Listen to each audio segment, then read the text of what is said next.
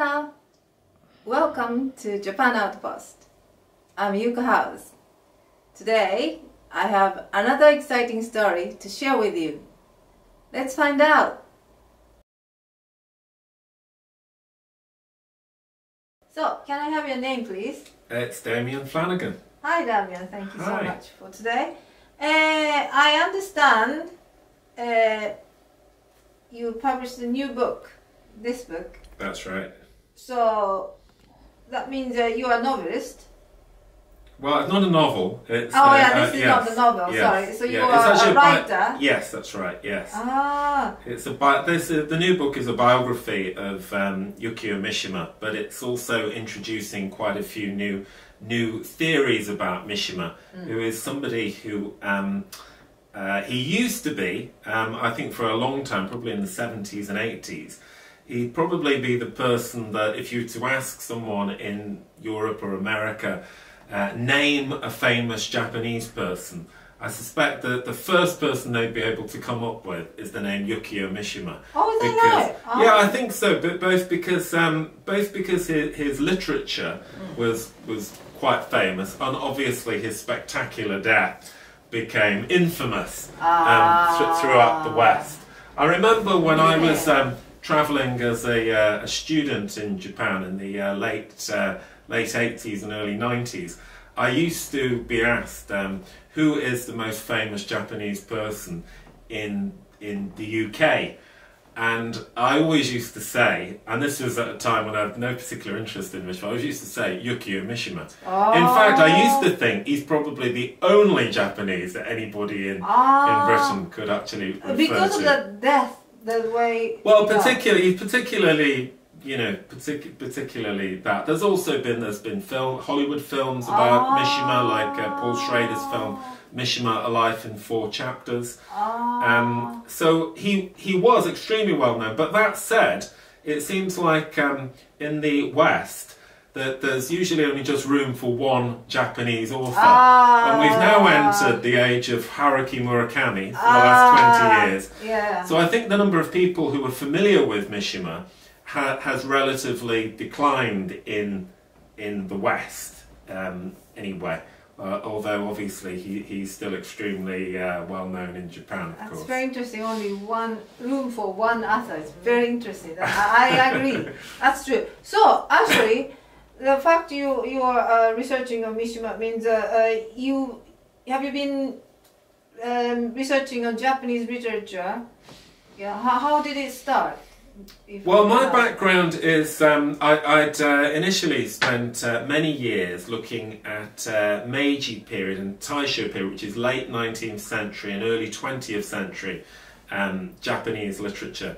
But this time I really wanted to do something about post-war Japanese literature, moving into the modern age. And I think Mishima is the key figure to understanding what post-war Japanese literary world was all about, and he's just such a fascinating character, both somebody prolific in his writings, in the variety of his writings, but also an extraordinary as a human being, someone who managed to be not only a prolific writer, but somebody who was a lover of martial arts, a bodybuilder, a world traveller.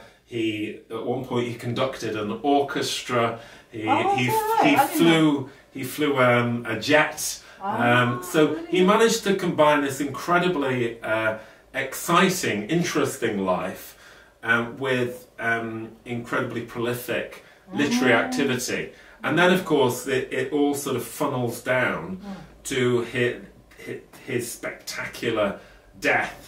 And the build-up to his death, where in the last years of his life he becomes very politically active in a very radical sense of politics, and where his final day, which is known as the Mishima incident, is really Japan's JFK moment, where everyone in Japan, probably above the age of 10, in 1970 can always remember where they were when they heard this extraordinary news that Mishima and some of his cadres from the Shield Society had taken prisoner a general at the eastern headquarters of the Japan Self-Defense Forces, and that there'd been an incident which had culminated in Mishima giving a speech to the assembled army and then committing this explosive ritual suicide, ending in his beheading.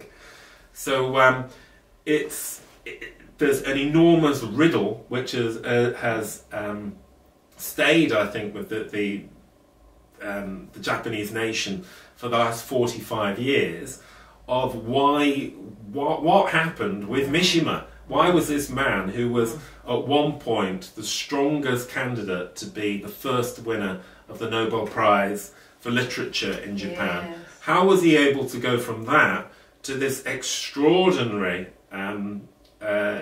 death? And there's been an enormous amount of things written about it. Everyone's got their theory about, did Mishima go mad, or are we to take his political beliefs at face value? Did he have a love pact? Was it the culmination of a life of sadomasochistic fantasies? And so on and so on and so on. All these different theories about what was behind the Mishima incident. So I just really wanted to look at all of that with fresh eyes and give what I hope is a completely new approach to the life and death of Yukio Mishima. That sounds extremely interesting. Wow. So I understand before Mishima, you had other books on Soseki. Yeah, one of my great loves in Japanese literature is the writer Natsume Soseki, who lived from 1867 to 1916. So a key figure at the beginning of the 20th century in Japan, and who is probably the most lastingly popular of all Japanese writers, and probably the most revered. So I'm a great fan of Soseki, and I've done a lot of years of research on his works at university in Japan. So the first books I wrote were very much engaged with Soseki. I also wrote, the first book I wrote in English, The Tower of London, was about, Soseki had lived in Britain for 2 years at the beginning of the 20th century, and that book really explores what Soseki's experiences of Britain were, how was that formative in his later writings. I see. I can see these two books on Soseki are actually written in Japanese. Yeah. It's incredible. You are so fluent in Japanese. Well, actually, I have to, this book I wrote myself in Japanese. This book I actually wrote in English, and it was translated into Japanese. Oh, is that right? Oh, sorry. Yeah. So it's this is the book that you wrote. Yeah, I wrote Japanese. that one in Japanese, and this one is in Japanese, but I actually wrote it in English. Okay, So, sorry. yes. So, Yeah. how come you are so good at Japanese? Well, as part of being at, I was at Kobe University in Japan for 6 years. So, just as I just got used to producing papers and things in Japanese. So, yeah, it's just part of the gig. Wow, good for you. Amazing. It's very impressive. So, what's the next goal or next activity? Well, I've got more still to come on Mishima, because I'd like to write a book just about the Mishima incident. But the next immediate book that will be coming out is A History of Japanese Cinema, which is coming out next year. So it will sort of be a little bit of a shift for me from covering modern Japanese literature to going into the world of film. Ah, it is a huge change. Yeah, exactly. How interesting. Yes.